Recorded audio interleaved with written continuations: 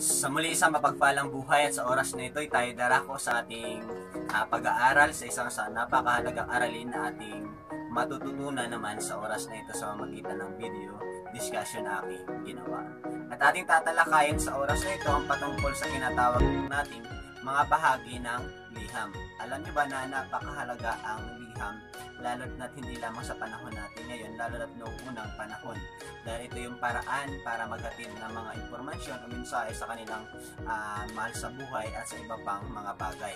Napakahalaga ang liham na tinatawag natin. Subalit sa paggawa ng liham ay dumaraan tayo sa mga proseso na kinakailangan natin itong sundin nang sa ganun maayos at naipabatid natin at naibigay ang tamang impormasyon na ating inaisihatid. At ang paggawa ng liham, ito ay isang komplikadong proseso na kung saan ay dumaraan tayo sa maingat na paggamit ng mga salita, wastong gamit ng balarila, na kung saan ito ay nangangailangan ng angkop at tamang proseso.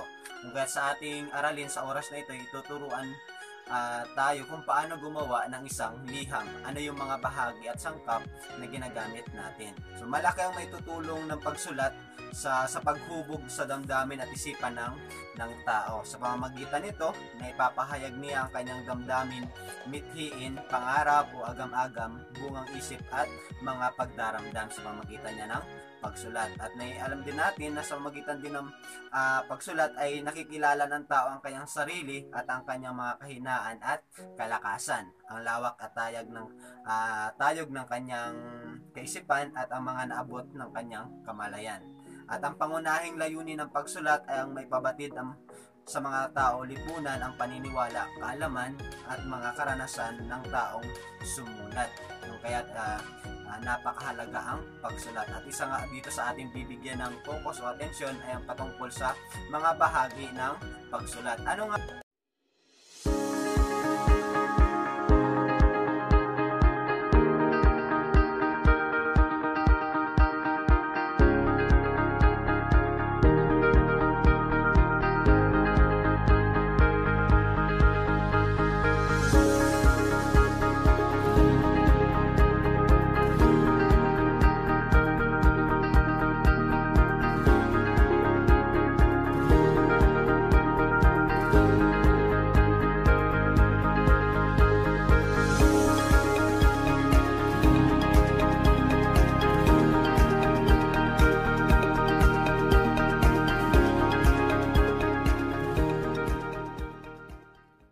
ba ang mga bahagi ng pagsulat? Meron tayong iba't ibang bahagi ng tinatawag nating pagsulat o bahagi ng isang liham.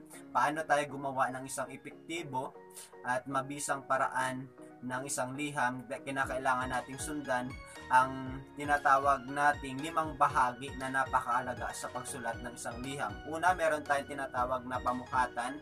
Yung pangalawa, yung ating bating panimula, yung katawan ng liham, bating pangwakas, at ang panghuli ay lagda. Meron tayong iba't ibang uri ng liham na ating ginagawa. Subalit sa ating talakayan sa oras na ito, atin lamang bibigyan pansin ang mga napakahalagang bahagi na dapat hindi mawala sa paggawa natin ng isang liham. At yan ang ating papag-aralan, ang mga bahagi yan. Simulan natin sa unang bahagi, yung tinatawag nating pamuhatan, yung tinatawag natin sa English na heading, yung tinatawag natin. Halimbawa, ang pamuhatan, ito yung naglalaman ng address o yung lugar na ating o yung pizza kung kailan isinulat ang liham. Ito yung isa sa pinakamahalaga dahil hindi natin may hahatid o hindi makakaabot ang liham na ating ibinigay kapag wala itong pamuhatan na tinatawag natin. Ang halimbawa ng ating pamuhatan, halimbawa number 26 Karen Street, Gabriel Subdivision, Hulong Duhat, Malabon City, Metro Manila. So kailan yung petsa ng pagkasulat? Marso 17, 2021. Yan ang halimbawa. Meron tayong address, nakikita natin dyan yung number 24 Karen Street.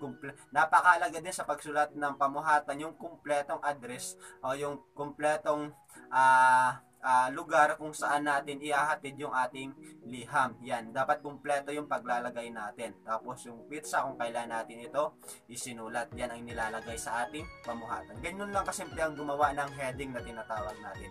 Then kapag nakagawa na tayo ng pamuhatan natin, darako tayo sa tinatawag nating bating panimula. Ano itong bating panimula?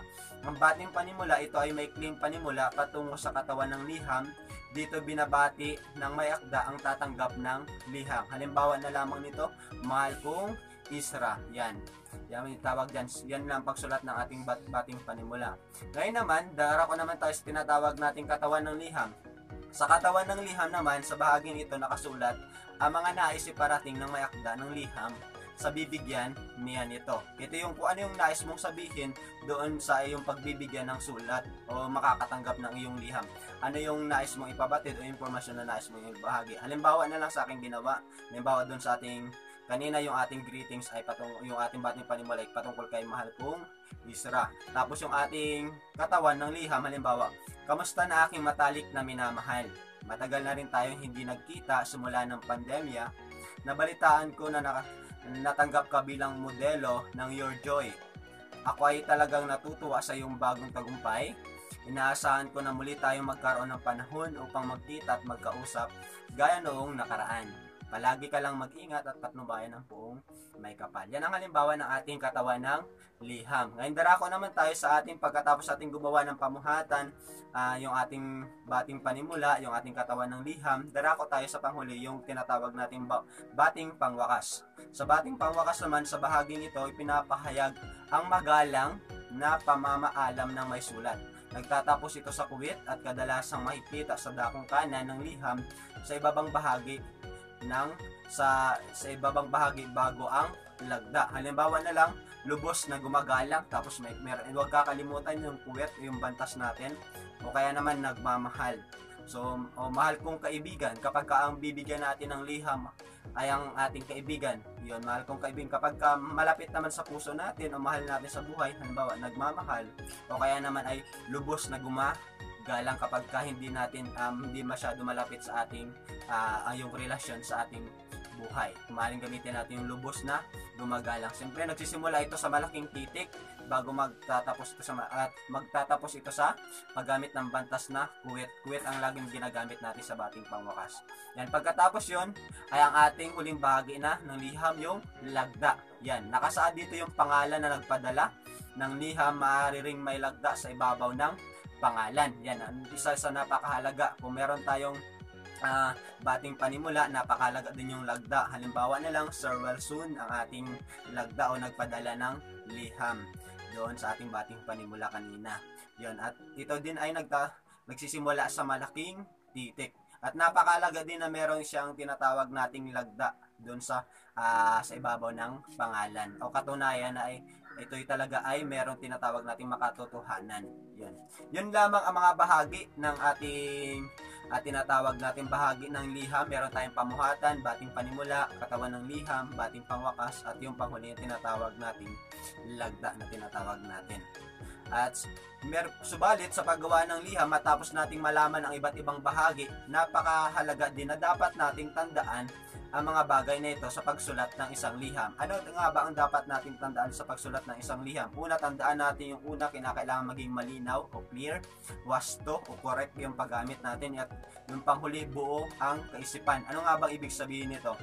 Malinaw, ibig sabihin o clear, ito yung pagiging malinaw ng isang liham ay nakikita sa kung paano o pinagsusunod-sunod ang mga ideya. Ang isang liham ay hindi dapat maging mahaba o maligoy. Yan. Higit na epektibo ang maikling pangungusap na laging tandaan nga na ang kasimplihan ay daan sa madaling pagkaunawaan. Yan. Sa pagsulat natin, huwag na natin masyado pang papahabain pa, kundi ano yung nais natin iparating. Maging malinaw lang tayo doon sa pagsusunod-sunod ng bawat pagsusulat ng ating liham. At pangalawa na dapat nating tandaan, maging wasto o correct yung tinatawag. Correct yung pagkagagamit natin ng ating mga grammar o tinatawag natin balarila. Laging isaisip ang anumang liham ay dapat magtaglay ng angkop at tiyak na impormasyon. Mahalaga na wasto ang bawat pahayag o sinasabi ng liham. Kasama rin sa kawastuhan ang tamang paggamit ng mga bantas na tinatawag natin. At yung panghuli, yung buo ang kaisipan, yung complete ideas na tinatawag natin.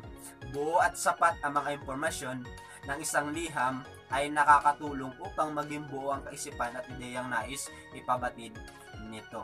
Yan ang mga dapat nating isaalang-alang sa paggawa ng isang o pagsulat ng isang liham. Naway meron kayong natutunan sa oras na ito sa ating aralin at naway ito'y magamit natin at magkaroon tayo ng tama at angkop